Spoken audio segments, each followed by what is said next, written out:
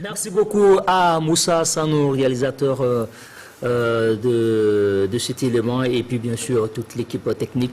Merci également au docteur Traoré et puis à tous les chercheurs du Burkina Faso et surtout à l'INERA de Bobo Djilasso qui nous accompagne également. Une très belle transition, Alima, pour installer notre premier invité. Voilà, puisque nous allons parler c'est la rubrique environnement. Oui. Et nous allons parler des intrants. Voilà. Et tout à l'heure, on parlait avec Dr Oumarou Traoré, justement, d'intrants. C'est ça. Donc, nous parlons également avec notre invité, Mwendouoga Claude Arsène Savadgo, agroéconomiste, président de Bioprotect. Nous parlons avec lui d'intrants organiques et production durable. Donc, c'est une belle transition, n'est-ce pas, monsieur Savadgo? Tout à fait.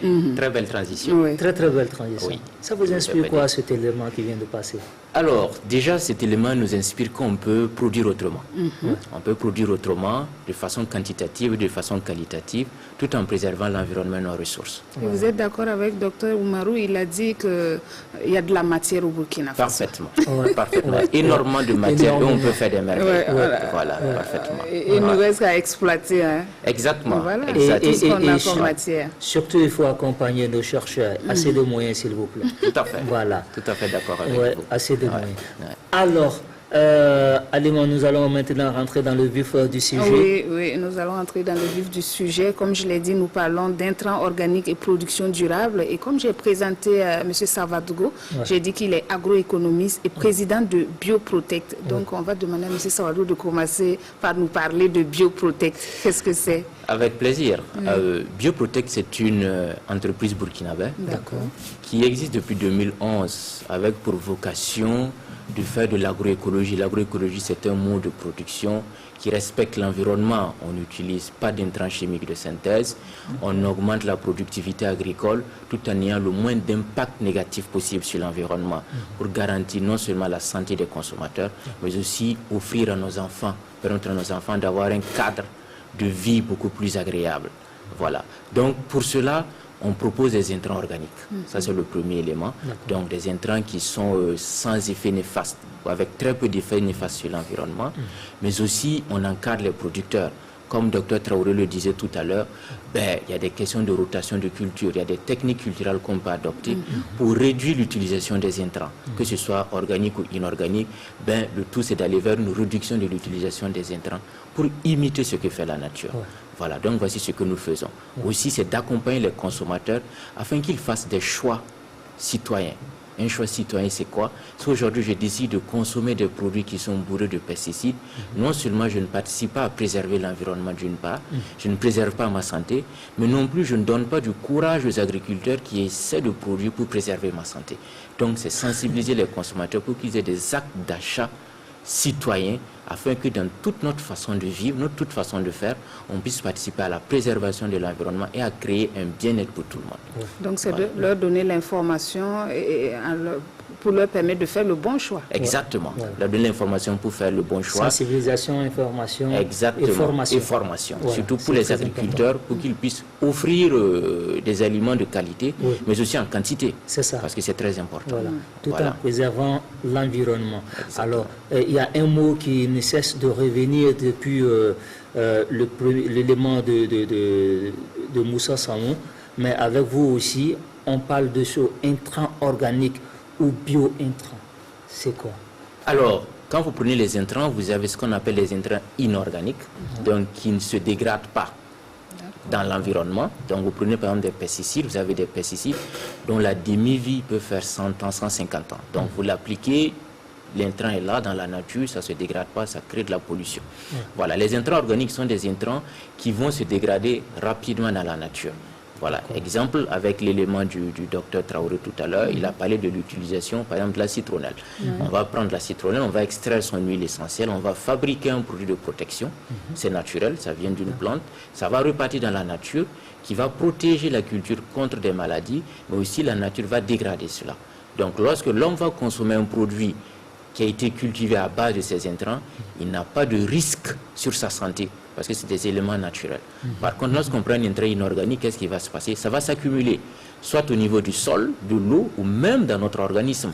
Donc cela va créer plus tard certaines maladies. Voilà. Mais en quoi l'utilisation des intrants organiques participe-t-il à la durabilité des systèmes de production agricole?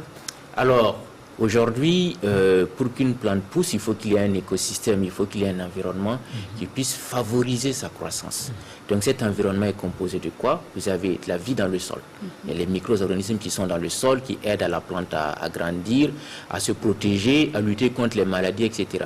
Lorsqu'on va utiliser des intrants qui sont inorganiques, on va dérégler cette vie du sol.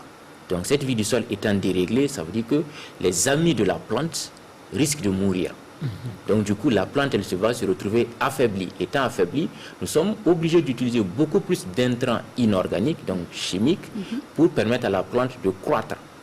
Et cette utilisation qui va être de plus en plus croissante de ces intrants inorganiques va faire quoi? Va accentuer les déséquilibres qui vont se retrouver au niveau de l'environnement. Conséquence, on est dans un processus d'utilisation où on augmente régulièrement les intrants inorganiques, où les problèmes ne vont faire qu'augmenter. Je prends par exemple le stress hydrique.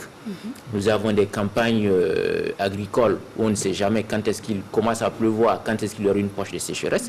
Si j'utilise par exemple de l'engrais chimique uniquement, lorsqu'il y a une poche de sécheresse, je ne peux attraper ma tête et pleurer parce que la plante, elle va ressentir fortement ce stress hydrique et elle peut mourir. Les rendements vont être beaucoup plus bas.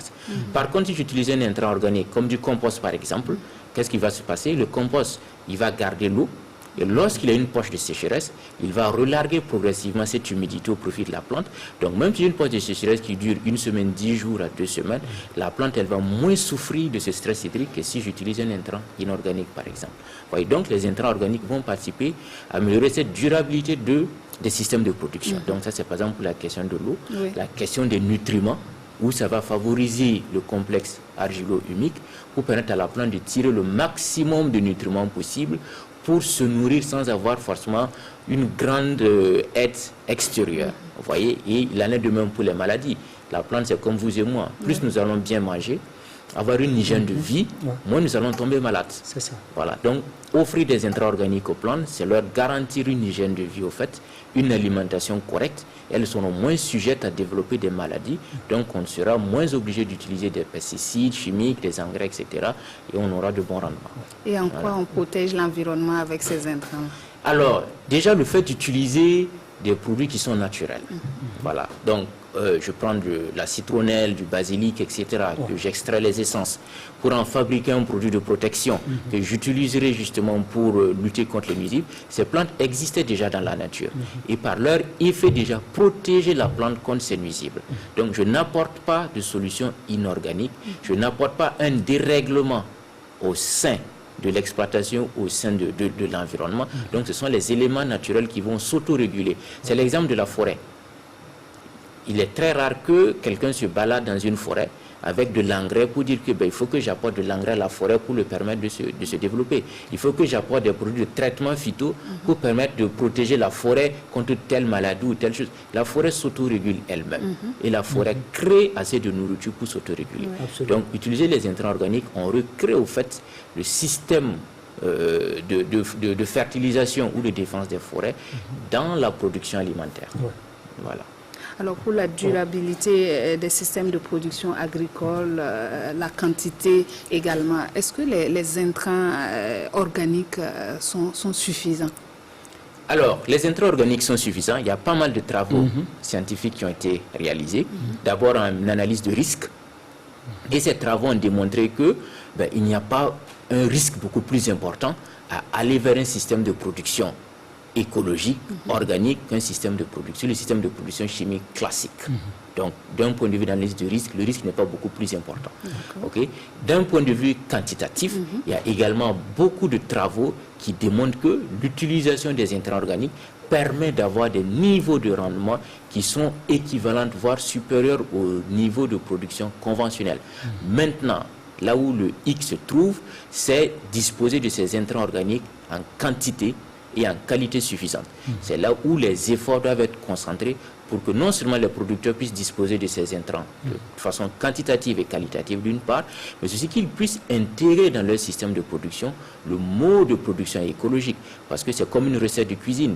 Si je fais une sauce et je mets beaucoup de sel, ben, le sel donne de la saveur, mais lorsqu'il y en a trop, la sauce, on ne peut plus la consommer. Absolument. Donc, amener les producteurs à adopter des techniques de production qui leur permettent d'optimiser l'utilisation de ces intrants organiques pour avoir un surplus de rendement. Et c'est ce pas qu'il faut que nous arrivions à franchir.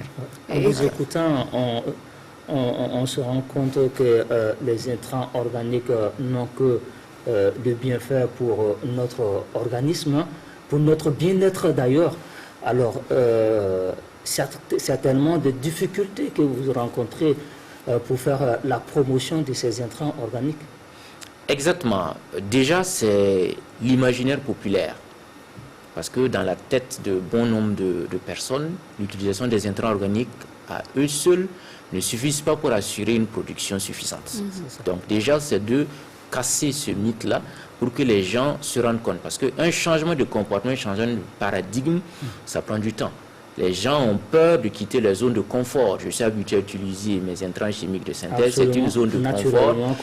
Exactement, j'ai une certaine habitude. Passer, c'est un risque, parce que je fais un saut vers l'inconnu. Donc il faut déjà que les autorités accompagnent les producteurs à faire ce saut. Il y a des États qui l'ont fait. En Inde, il y a beaucoup d'États qui ont fait, qui accompagnent des États qui sont dans la dynamique de production biologique et écologique déjà. Mais il faut un accompagnement. Il faut également une formation de nos techniciens qui encadrent les producteurs au quotidien pour que ces derniers puissent eux-mêmes maîtriser l'utilisation de ces intrants organiques, qu'ils puissent même comprendre les modes d'action et les interactions de ces intrants organiques-là.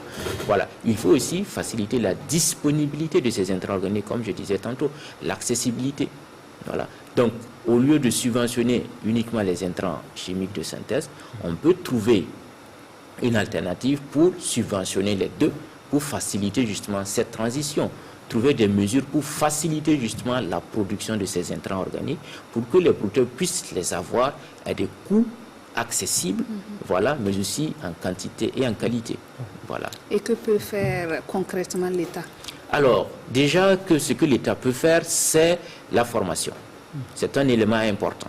Donc, au niveau des curricula de formation de nos centres de formation qui forment nos techniciens, nos ingénieurs en agriculture, etc., que cette question de l'utilisation des intrants organiques soit un sujet central pour que ces techniciens qui accompagnent le monde agricole puissent comprendre l'utilité et l'utilisation de ces intrants afin de pouvoir bien encadrer les producteurs. Ça, c'est le premier élément. Le second élément, on a vu les travaux de Dr Traoré tout de suite, c'est comment on encadre ou on soutient davantage la recherche pour qu'elle soutienne les entreprises. Voilà. Il serait assez intéressant que peut-être l'État affecte des chercheurs au sein d'entreprises qui développent des intrants organiques. Ça permettrait de créer davantage une synergie entre la recherche et les utilisateurs des produits de la recherche d'une part, d'améliorer la qualité de ces intrants organiques-là d'autre part, et surtout de permettre au Burkina de se positionner sur l'échiquier international en termes d'intrants organiques de qualité et de quantité. L'autre élément, c'est l'accès à la ressource financière. Voilà, cet accès à la ressource financière, elle peut se faire peut-être en jouant sur la fiscalité. Des entreprises qui sont orientées vers la promotion de ces intrants organiques, on peut imaginer une sorte de fiscalité verte, par exemple, pour soutenir ces entreprises afin qu'elles puissent réinvestir. Nous savons que nous sommes dans un contexte difficile.